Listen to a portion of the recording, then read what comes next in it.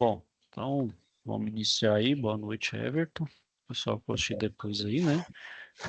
Vamos lá para. Bom, eu não consegui dar a primeira aula ali, né? Tinha umas demandas aqui para resolver. Então a gente vai tendo a nossa primeira aula da UC, instalação, operação e manutenção de sistema de refrigeração comercial, certo? Bom, essa UC, deixa eu compartilhar a tela aqui e mostrar aqui a da sala, né? A gente então tem, ela começou no dia 2 de abril e vai até o dia 8 de maio, certo? Mais ou menos aí um mês. Temos duas situações de aprendizagem, vou falar a primeira aí agora, e depois da segunda, na próxima aula. A gente tem essas 3 aulas presenciais aí, conforme o cronograma, né? Caso contrário, aí a escola entre em contato com vocês, falando dessas mudanças, mas a priori são essas datas aqui. E a gente tem essas web aulas, né, programadas aí até o dia 30 de abril. Bom, então primeiro vamos falar da primeira situação de aprendizagem, que é essa daqui, a SAP 1. Vamos ler aqui e ver o que se pede. Então ela tem um nome de bem canalizado. Vamos lá, o senhor Joaquim Manuel pretende instalar em seu restaurante de produtos orgânicos um sistema de climatização do tipo self-contained, traduzindo, né, autossuficiente, que usa uma caixa plena com insuflamento direto de ar. Para tal, contratou a empresa na qual você trabalha para realizar a confecção dos dutos de distribuição de ar condicionado por todo o ambiente do restaurante, onde serve seus clientes. Pronto, as medidas já foram todas realizadas, precisarei agora de um desenho técnico com essas informações para encaminhar ao setor de produção. O chefe de produção, sabendo que você tem conhecimentos de desenho técnico, mecânico e arquitetônico, solicita que você faça um desenho de segmento dos dutos, conforme a tabela de dimensões calculadas pelo engenheiro mecânico. As dimensões poderão ser arredondadas em múltiplos de 5 para menos quando forem frações menores que 2,5 ou para mais quando forem iguais ou maiores que 2,5 centímetros. O engenheiro recomenda que as junções para redução do diâmetro sejam de no máximo 20 centímetros de comprimento. Então aqui tem as dimensões fornecidas pelo engenheiro. Então, por exemplo, segmento de duto AB. Então ele tem 30 centímetros de altura, 1,10 de largura e 5 metros de comprimento. O segmento de duto BC, ele tem uma altura de 31,5, uma largura de 74,6 e o comprimento de 4 metros. E o segmento de duto CD, ele tem uma altura de 30 centímetros, uma largura de 41,6 e o comprimento de 4 metros. E as saídas são 2 saídas por segmento principal, né? Então, cada segmento vai ter vamos dizer assim, uma variação, né? Uma derivação para a esquerda e para a direita, nas seguintes dimensões. Então, as derivações têm 30 centímetros de altura, 30 de largura e 2 de comprimento, posicionados antes das junções de redução de diâmetro do duto principal. Né? Então, antes da redução, você faz a derivação, certo? Bom, então o que vocês vão fazer aqui? Ó? Então, vocês vão entregar as pranchas com os desenhos em planta baixa, em corte transversal de segmentos AB, BC e CD. Então, uma para cada corte, né? Uma prancha para cada corte.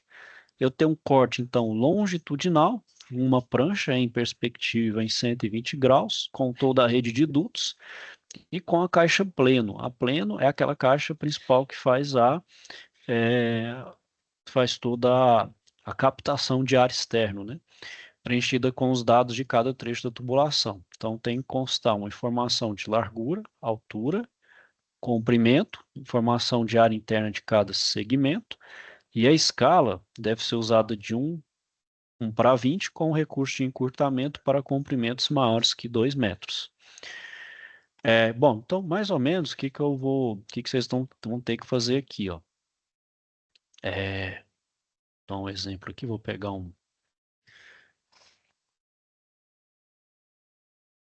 Então, vou pegar um exemplo. Pode fazer isso, Everton, até o pessoal for assistir depois isso, pode fazer de forma manual, quiser usar o CAD também pode. E a questão do rigor aí, não vou ser tão rigoroso nesse sentido, igual tá na plataforma aí, certo? É, Que eu já quero... ia comentar isso aí já, porque, Hum? rapaz, eu já ia comentar isso aí mesmo, que é bem sem condições a gente fazer um exercício desse nível aí, viu? Não, Ah, aqui pode... com relação ao desenho técnico que a gente estudou, escala, tal, beleza. Mas aí você falou algumas coisas aí que eu nunca nem ouvi falar. Não, não, a questão do pleno aqui, eu vou falar eles ao longo das aulas. O pleno, o que que é? Ó? Eu vou... Deixa eu até... Mas primeiro vamos fazer os desenhos dos dutos, independente ali falando do pleno ou não, certo? Então vamos lá, Vamos lá. vamos primeiro fazer aqui, ó, segmento de duto AB. Então o meu segmento, ó, primeiro vamos ver aqui, ó, as dimensões poderão ser arredondadas em múltiplos de 5, para menos quando forem frações menores que 2,5, né? Então eu olho aqui, ó, é, no caso aqui, ó, posso colocar, tem 31,5, né? Principalmente na altura. Posso colocar tudo ela como 30, certo? Vou considerar tudo como 30 centímetros de altura. Então, vamos fazer aqui, ó, o segmento AB, certo? Então, vamos aqui, ó, segmento AB. Então, vamos lá, vamos fazer aqui, ó, ele tem uma altura de 30, uma largura de 1,10, certo? Então, aqui é 1,10 metros. E aqui é 0,3 metros, né? Estou convertendo de centímetro para metro, certo? O meu segmento BC, ele vai ter também 30, agora ele vai ter uma largura de 74,6. Vou arredondar ele para 75. Então é 0,3. Eu vou dar aqui, ó, para 75, ou 0,75 metros. Não está muito na proporção, não, mas aí o segmento CD, o que que ele é? Ó? Ele tem a altura de 0,3.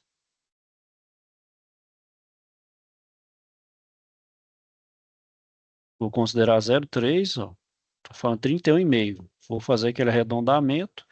E aqui 41,6. Eu vou considerar 40. Vou considerar 0,4 metros. Então é 3 por 4 aqui, certo? Bom, isso aqui é como se fosse um corte, né? Eu estou vendo ele de frente, certo? Então, Certo. isso aqui são os cortes. O que que ele vai falando aqui também, ó? Bom, então já fiz os arredondamentos. O que mais que ele fala aqui?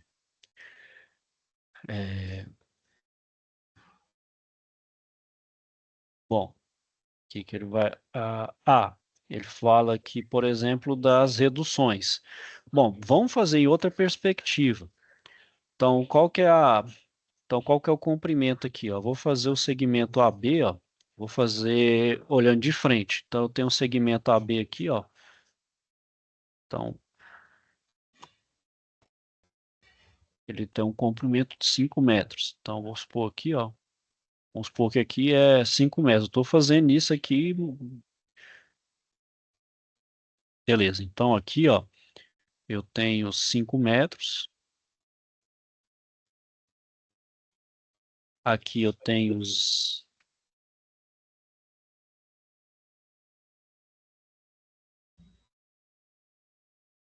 0,3, certo? Aí o que que acontece? Vai ter uma redução aqui, né? Então, eu vou pegar esse segmento aqui, ó. O que que ele está falando? Bom, aqui a gente não vai ver essa redução, mas vai ter uma redução na largura, certo? Que a largura a gente está olhando ela de lado aqui, né? Certo? Concorda Uhum. comigo aí? Sim. Então vai ter uma redução. Essa redução que ele está falando aqui, ó, tem que ser 20 centímetros de comprimento. Então, eu vou considerar essa redução aqui, ó. Vou fazer uma redução e vai ter um outro trecho aqui de duto. Então, vamos supor aqui, ó, só tá bem grosseiro aqui, ó. Então, esse Não, meu até aí, segmento, beleza. Pode ficar tranquilo que dá para entender. beleza, é o segmento AB. Aqui é o segmento BC. Então, ele vai ter aqui quanto de comprimento? 4, né?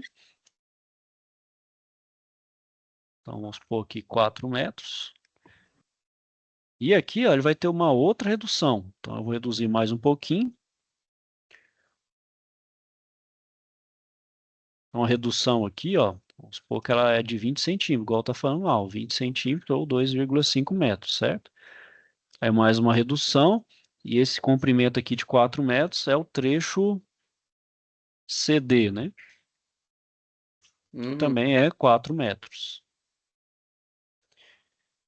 Bom, e além disso, o que eu estava falando também, ó, as saídas, né? Então, eu estou vendo de lado aqui, ó, eu vou ter uma saída de 30 de... Então, vou ter uma saída antes das junções de redução. Então, vamos supor mais ou menos aqui, ó, um pouquinho antes de reduzir, eu vou ter um ponto de insuflamento. Então, aqui de um lado é de 0,3 por 0,3. Né? Então, 30 centímetros de largura por 3 por 2 de comprimento. Então, aqui vai ter 2 comprimentos indo para um lado e indo para o outro. Então, aqui também. E aqui também, certo? Certo. Então, aqui eu vou ter 30 por 30, 30 por 30. Então, vão ser dutos e vão fazer o insuflamento, né? Então, o que que é mais ou menos isso? Aí, se você olhar por cima, vai fazer mais ou menos isso. Aí, reduz, faz um tanto aqui de trecho, reduz e mais um tanto. Então, aqui da mesma forma, vem, reduz. Aí eu tenho um trecho, ó. Então, tem o trecho AB, BC e CD. E além disso, eu tenho os dutos aqui, ó, que é 30 por 30, 2 metros, certo? São os dutos que Uhum. vão fazer isso aqui, né?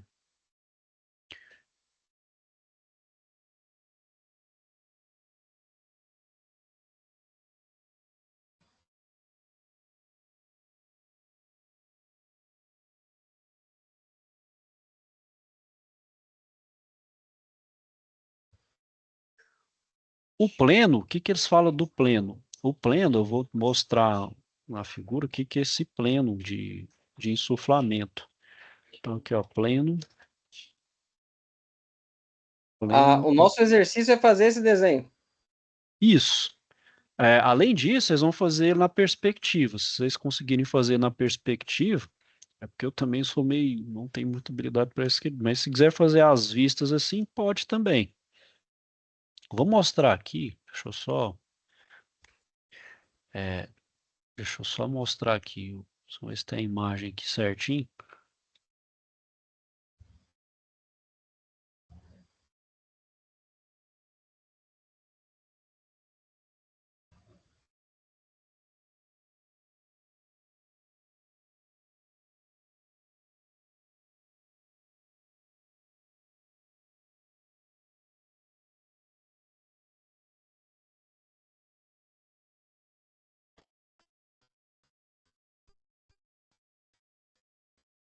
Só mostrar ó, o que que é o pleno de insuflamento. É a parte onde vai captar o ar e jogar para os dutos, certo?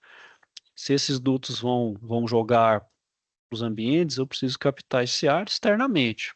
Concorda comigo? Então, aqui, ó, onde eu vou fazer esse... Então, essas são as caixas. Geralmente, essas caixas ficam lá externamente. Então, geralmente, o que que eu tenho aqui, ó? Eu tenho um lugar que eu capto esse ar, tá vendo? Eu jogo esse fluxo de ar e jogo para dentro lá, ó. Ele vai ter uma borboleta ali para fazer a regulação mesmo de fluxo de ar, né? Tá vendo? Então, é praticamente isso aqui, ó. Então, pode ser, tá vendo, ó? Tem esse aqui para baixo, tem esse aqui de baixo para... ele fica assim para baixo e pega o ar por baixo e joga, né? Mais ou menos igual aqui, ó. Vou mostrar igual esse daqui, tá vendo? Se eu consigo mostrar, não vai abrir um.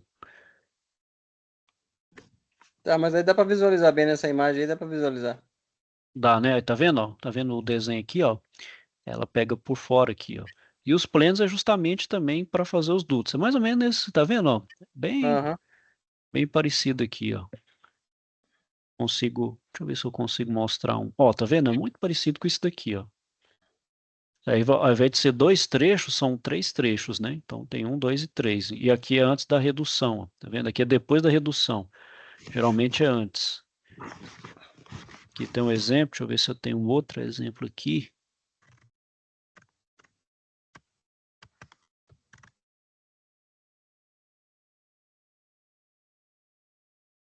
Ó, tá vendo? Até feito mesmo à mão, ó. Aí tem um fluxo de ar, ó. Outro exemplo aqui, ó. Tá vendo? Uhum. Tem a parte evaporadora, né? Onde joga o ar, ó.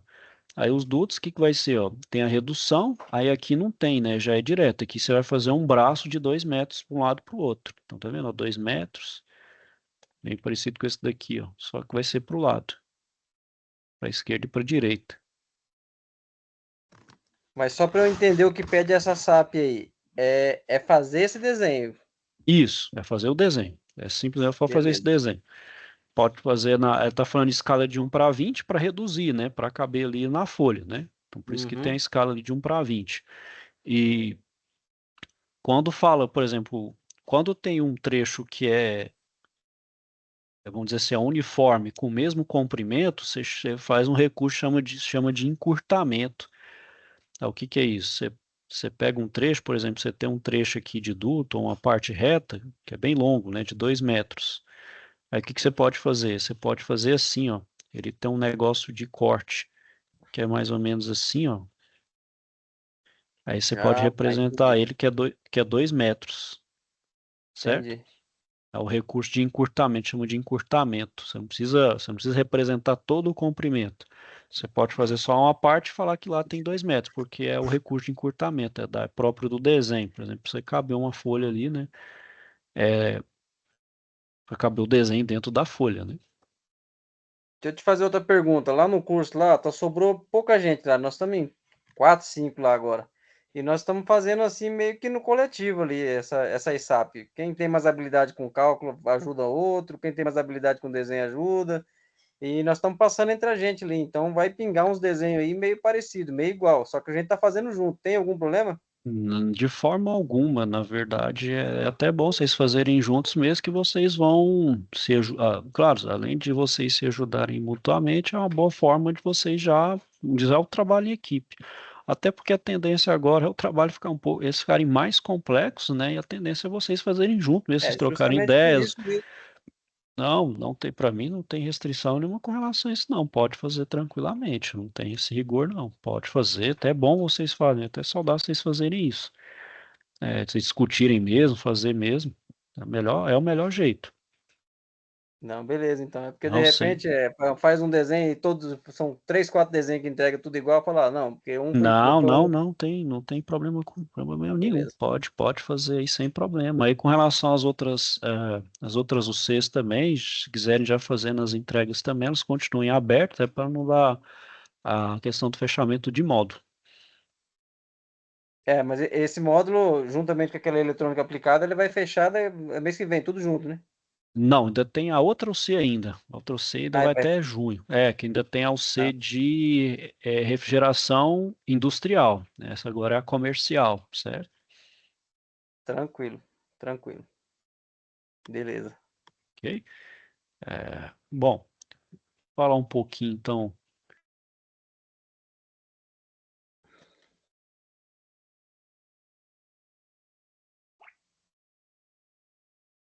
do conteúdo, né? Bom, vou falar um pouquinho aqui de conteúdo. Ter qualquer dúvida, só entrar em contato aí com os seus colegas, certo? Bom, qual a razão aí, né, pessoal, para ter essa parte da climatização e da refrigeração comercial, né? No caso, é principalmente a questão de conservação dos alimentos, né? Para poder preservar a questão sabor, né? Manter ali as características e também a questão de micro-organismo, né? Para não ter a degradação do alimento, né? E a gente sabe que tem algumas temperaturas aí que, né, tem as devidas reações nos alimentos. Então, por exemplo, a 10 graus, a gente sabe que é uma temperatura que tem produção de toxina, né, pelos estafilococos e pelo Clostridium botulino, né, dos tipos A e B.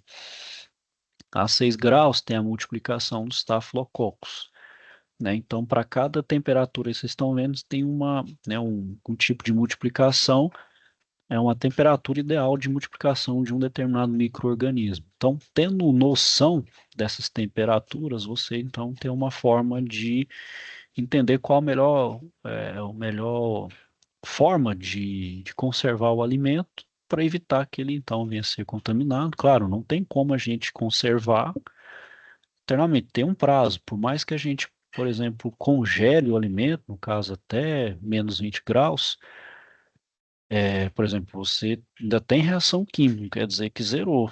A velocidade ainda é lenta, mas não quer dizer que o seu alimento não está tendo deterioração. Isso aí não tem como, não é validade infinita, né?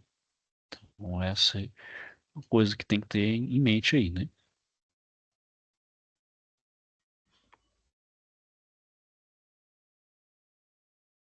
Bom, então no século XVIII, pessoal, foram feitos os equipamentos, né, para produzir o frio de maneira artificial, no caso, compressão de vapor, né? Porque a gente sabe que historicamente as primeiras formas eram o quê? Era usar o sal, né, para salgar.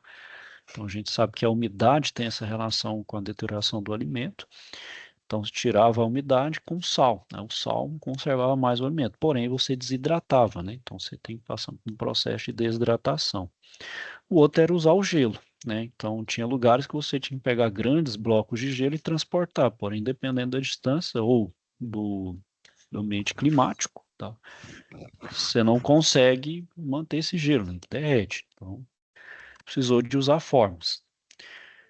Então na época aí se criou a forma de se criar gelo, né, artificial, né, de gelar artificialmente, que é o ciclo de compressão a vapor, né? É o mesmo de qualquer outro, pessoal, residencial. Então, é o compressor, o condensador, dispositivo de expansão e o evaporador. Bom, você e os demais colegas vão ver que, realmente, o curso a gente vai ficar falando praticamente ali em torno do núcleo central, que é o ciclo frigorífico, né? É o mesmo para todos, só vai, claro, mudar o porte, né? Agora a gente está lidando com A gente está lidando com um porte muito maior do que o residencial, né? Por exemplo, o comercial. Então, por exemplo, supermercados têm algumas câmaras frigoríficas, industrial são câmaras frigoríficas ainda maiores, né? Então, expondo, por exemplo, a indústria alimentícia, por exemplo, carne, né? A carne e outros alimentos, então você vai precisar de maior porte, né? Sistemas frigoríficos de maior porte. Então, o controle, além disso, você tem que ter a questão de normas, né? Normas sanitárias, de conservação do alimento. E por isso, então, os controles em cima desses sistemas vão ser bem maiores e bem mais rigorosos, né? E além disso, no sistema industrial e dependendo de alguns comerciais, a gente vai ter um sistema, por exemplo, com amônia. Aí tem que ter um controle mais rigoroso ainda por questão de segurança, né? Devido ao nível Mas o de ciclo toxicidade. em si não muda, né? O ciclo em si não muda. Vai Não muda. mudar, Você pode pegar um ar-condicionado residencial como uma câmera fria, vai ser esse o ciclo. A vai única ser esse coisa o que no ciclo. desenho que muda aí, que parece que está um pouco errado, é essa válvula aí. Não é válvula, é um dispositivo, seria, né? Isso, é a Porque válvula de. é, não necessariamente seria uma válvula, pode ser um capilar aí, né? Justamente, pode ser um capilar. Por Então exemplo, nos sistemas seria um maiores você vai uma dispositivo de válvula, expansão. é uma válvula de expansão, né, para poder aliviar a pressão, né, diminuir pressão. E o Eu falo assim, evaporador, o mas condensador, não. é um dispositivo de expansão, né? Não Isso. necessariamente tem que ter uma válvula. Não, não, não necessariamente é uma válvula. Pode ser uma válvula, por exemplo, que usa borboleta e ela seja automatizada. Aí tem um controle que ela vai automaticamente fazer a abertura ou fechamento dessa válvula, né? Aí isso esse controle justamente para aumentar a eficiência, diminuir gasto de energia, né? Então é tudo para efeito de otimização mesmo da operação. Mas basicamente é isso aqui que você vai ver, O mano. ciclo é o mesmo, né? O ciclo Mudou. o ciclo é o mesmo, não muda, né? Aí você vai ter um sistema de bombeamento, dependendo, talvez a amônia vai precisar de um sistema de bombeamento. Aí, aí do compressor, você vai utilizar uma bomba, né? Então, aí é toda né, sistema de água, né, de água para refrigerar, então você vai utilizar ali um sistema de bombeamento com água que vai, né, aí vai fazer a troca, né, chama troca indireta, né, chama um fluido intermediário, né.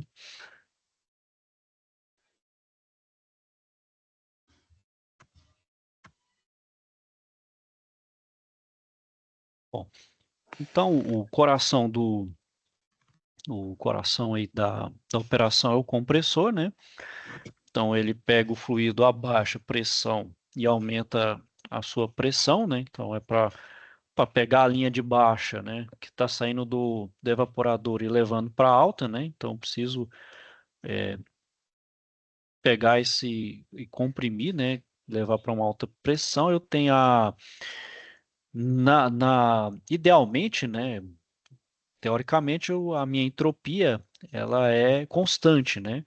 Então toda vez que eu projeto o meu sistema, eu levo em consideração o meu ciclo teórico, né? Então quando vai ver ali o meu processo real, né, vai ver o ciclo termodinâmico real, aí você vê o tanto que ele desviou do ciclo ideal. Vai ter um desvio, isso aí é normal, que não pode ter um desvio muito grande. Então, quanto mais próximo do ciclo ideal, quer dizer então que o meu projeto está tudo certo, né? Se tiver agora um desvio muito grande, aí eu tenho que rever algumas coisas, por exemplo, dos componentes, né, tubulação, perda de carga, enfim, né? E a potência do meu compressor é dada por essa forma, que é a vazão em massa vezes o trabalho de compressão, né? Que é pela diferença de entalpia da descarga e da aspiração, né? Da entrada e da saída, e das eficiências. Então, eu tenho eficiência volumétrica e a chamada eficiência isentrópica, né? Que também isso é para dar uma potência real do meu compressor, dadas essas perdas que a gente tem, né? Visto que não é isentrópico, né? A entropia ela aumenta, então um processo politrópico, né, na real, e vai ter então essa diferença. Bom, e além disso, né, os dois, as duas unidades que fazem troca de calor, o evaporador e o condensador, vão fazer a troca de calor, né? Então, por exemplo, o condensador eu retiro o calor do meio, né? E ele vai fazer isso com calor latente, ou seja, ele vai fazer isso com mudança de estado, vai mudar o estado do meu fluido de vapor para líquido, ou seja, vai retirar o calor e jogar para o meio, para mudar ele, né? E então isso ocorre a temperatura constante, né, e equivalente à temperatura de saturação do fluido na pressão em que se encontra, né? E ele deixa então no formato de líquido saturado ou subresfriado, né? Se ele extrapolar aquela linha ali aquela linha que separa então a mistura líquido-vapor do puramente líquido, né?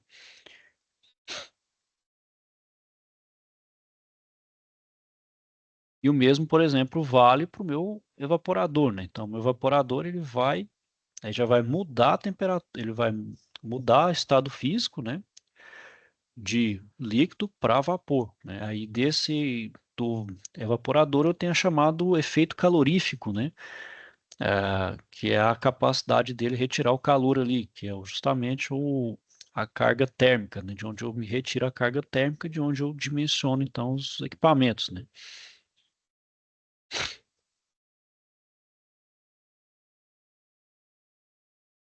Bom, então aqui a gente tem um comportamento do refrigerante, ó, que uma parcela dele é, tanto nessa parte aqui superior quanto nessa inferior, é a troca térmica feita com calor sensível, né? Aquele que o meu refrigerante não troca de estado, né? Ele não muda o seu estado físico, né? Só muda a temperatura e retira calor, e a maior parte então do calor, né, é sobre o calor latente, em que ele muda de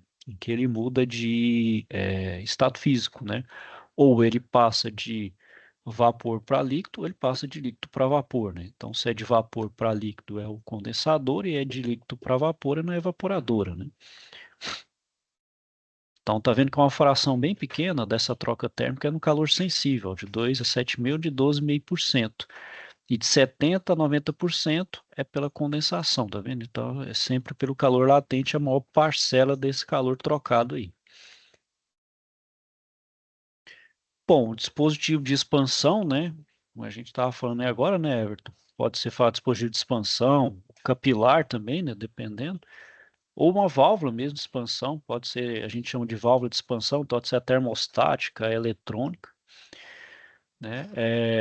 ela vai fazer justamente redução da pressão e da temperatura do fluido, né? Então ela vai fazer com que o fluido, né, chegue então com menor pressão e vamos dizer assim mais lento, né, uma velocidade ali dentro da tubulação mais lento. Para quê? Para ele poder fazer a troca, né, passar pelo evaporador de forma que ele consiga trocar de forma eficientemente o calor, né, com o meio para ele poder climatizar ou refrigerar o ambiente.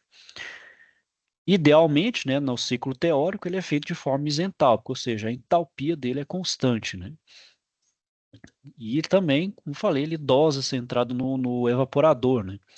E além disso, ele vai controlar a questão do superaquecimento na saída. Então a gente tem que lembrar que ele faz a saída do evaporador e garantir que o meu fluido refrigerante esteja no estado de vapor, não tenha nenhum resquício de líquido, porque dá problema dependendo do meu compressor. A gente sabe que o único compressor que não dá problema com refrigerante em estado líquido é o compressor tipo parafuso. Então, é um que tem tolerância com fluido no estado líquido. O restante todos são, vamos dizer assim, intolerantes a um fluido no estado líquido. Então, tem que estar ele como vapor superaquecido. É, não posso ter fluido no estado líquido em hipótese nenhuma. Né?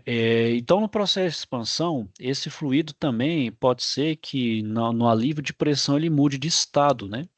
Então, ele pode misturar um pouco de líquido com vapor, né? Então, só que esse vapor, ele acaba que não sendo muito útil, por exemplo, para entrar ali no evaporador, ele tem que estar líquido, né? E então, quanto maior for a queda de pressão, maior será a formação de vapor, que a gente chama vapor de flash. Então, esse vapor tem que ser evitado. Vai ter uma pequena parcela, sim, o que não pode ser em demasia. Então, nessa expansão, ela tem que ser levada em consideração para efeito de cálculo. Ela não pode nem ser muito, vamos dizer assim, uma expansão muito abrupta, né, muito aberta, nem fechada demais. Tem que ser um meio termo ali, onde eu evite o máximo o chamado vapor de flash, né? Ah, bom, e ao deixar então o dispositivo de expansão, né, ele chega no evaporador, onde vai fazer a troca, né? Então, vai estar no estado líquido, na forma de calor latente, para retirar o calor. Então, pode ser uma câmara fria, uma água para produção de gelo, então, ou no interior de um balcão expositor, uma ilha de congelados, para poder fazer a troca térmica e conservar o alimento, seja para resfriar, né? A gente vai ter duas formas. Ou você vai ter um balcão de resfriado, que é até antes da temperatura de solidificação da água, né, que é 0 graus, ou vai congelar, que é abaixo dos 0 graus. Né? Então você tem o resfriado e o congelado. Né?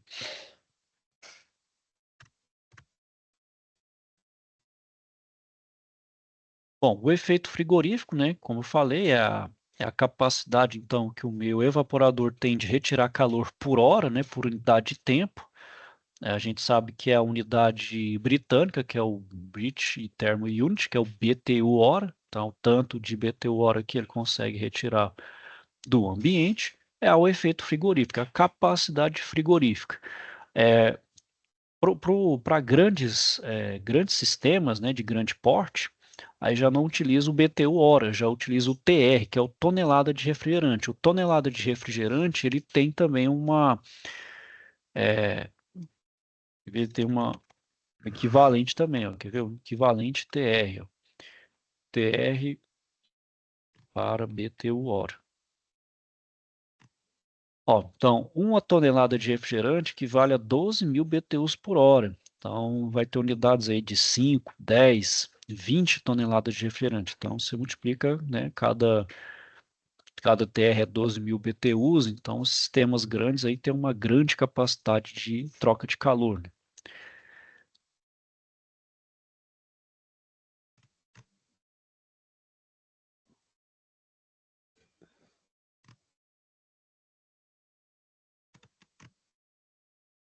Bom, então aqui, pessoal, é onde eu passo meu ciclo, né, que é onde a gente relaciona a pressão e a entalpia.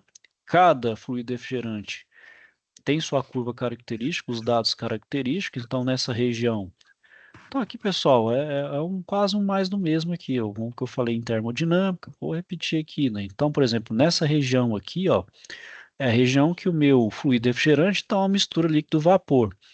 Então, mais para esse lado, ele tem mais líquido que vapor, e aqui a concentração de vapor é maior que a de líquido, né? À medida que ele vai vindo para esse lado. Aqui é o ponto crítico, onde coexiste, então, líquido, vapor e mistura, né? E desse lado para a direita aqui, ó, é ele na condição de vapor saturado, né? É rigorosamente em cima dessa linha, com o título igual a 1, e daqui para a esquerda, o título igual a 0, quer dizer que é um líquido saturado, né? E dessa região, então, para a direita, o meu vapor ele é superaquecido, e daqui para a esquerda é o meu líquido subresfriado. Então, a partir desses dados aqui, eu consigo ver os diferentes pontos do meu ciclo de refrigeração, né? Como está aqui, ó. Esse aqui, então, é o meu ciclo ideal, em que essa linha aqui é a linha de baixa pressão, onde está o meu evaporador. Do ponto 1 para o ponto 2, nesse ponto do meio aqui é onde ocorre minha compressão, né? Então, sai da linha de baixa para a linha de alta, em que, no mínimo, a entrada de fluido refrigerante no meu compressor tem que ser a líquido saturado, mas a gente sabe que tem que deslocar um pouquinho para cá para ele ficar superaquecido. E o meu processo ideal aqui, ele é considerado isentrópico, que na realidade não é, ele é politrópico, então vai ter uma variação de entropia. E do ponto 2 para o ponto 3, a entalpia constante, perdão, entalpia não, a pressão constante vai ter a troca de calor pelo condensador, então vai rejeitar calor para o meio. E do 3 para o 4, de forma isentálpica, é o dispositivo de expansão, né? Então a gente sabe que aqui vai ter uma diferença, né? Vai ter uma diferença aqui, não é isentálpico. Aqui também, por estar no meu fluido escoando dentro de uma tubulação, tem perda de carga, né? Porque é um fluido que está escoando dentro de um duto sob pressão. Então tem perda de carga ali, tem atrito, tem um fator de atrito da tubulação. Então vai ter queda de pressão, tanto aqui em cima quanto embaixo, né? Então meu ciclo ideal vai ter desvios em relação ao ciclo teórico. Mas como eu falei, se eu faço o meu ciclo real e ele estiver mais próximo do meu ciclo ideal, quer dizer que eu consegui projetar corretamente, né? Fiz um bom projeto do meu sistema.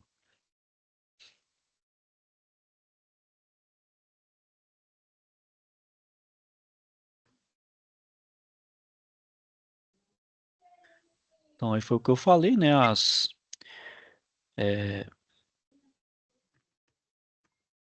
Tem as diferenças, né? Então, lá o ciclo real, ó, tem, então, ó, vendo do ciclo real para o teórico, ó, então eu tenho aumento na diferença, ó, de pressão. O processo é politrópico, ó, a entropia, perdão, ela não é constante, ela é politrópica, né?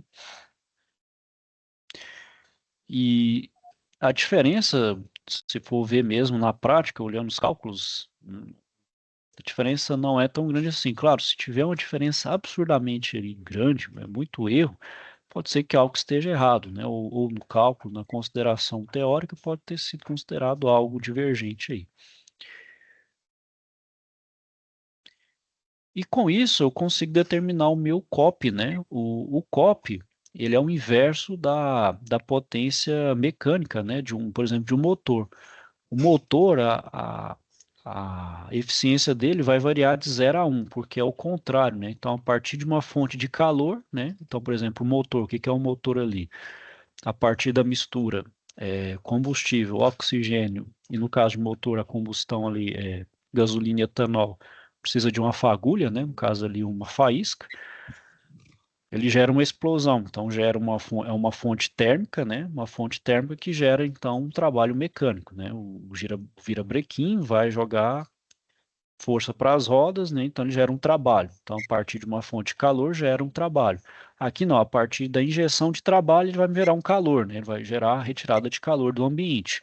Então é o inverso.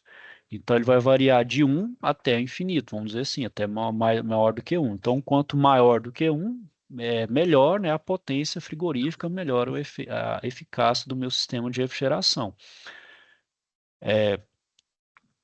Por questão aí de comparação, ó, o sistema VRF, O sistema VRF ele faz a variação do fluido refrigerante conforme demanda. Então, usa um controle aí, né? Um controle de automação. O mesmo high wall, um evaporador high wall para um sistema VRF, a eficácia dele é muito maior do que ele no sistema simples. Então, por exemplo, no sistema VRF, o COP dele vai de 7,8. No sistema simples, ele vai para 4,39. Tamanha eficiência do sistema VRF. Claro, só que o sistema VRF é muito mais caro do que um sistema high wall. E outra questão, né? Então, assim, vai compensar para um sistema grande. Então, por exemplo, sistemas que vão ser dotados, vão precisar ali, a economia, impacto mesmo ao longo do ano, muito maior. Por exemplo, uma residência simples, basta ter um raiol, por mais que a eficiência dele, a eficácia dele seja pequena, mas financeiramente não tem necessidade de se investir em um aparelho tão caro, tão robusto assim, né? Bom, Everton, então é isso aí que eu queria falar e hoje, né? Na próxima aula a gente continua. Tem mais alguma dúvida e questionamento? Não, não, tranquilo. Certinho aí. Bom, então é isso. Vou finalizando aqui por hoje. Caso então tenha alguma dúvida, questionamento, deixe procurar, tá bom? Então, vou Entramos em desejar. contato. Beleza, qualquer coisa aí, Everton, eu posso passar também umas dicas aí, AutoCAD, fazer o desenho da perspectiva também aí, sem problema. Essas UCs aí, tem um pouquinho mais de tempo, a gente consegue fazer um algo a mais aí, Tranquilo, tranquilo. correto? Então, vou desejar a você uma boa noite, ok? Fique com Deus e até a próxima. Valeu, obrigado, até a próxima. Tchau.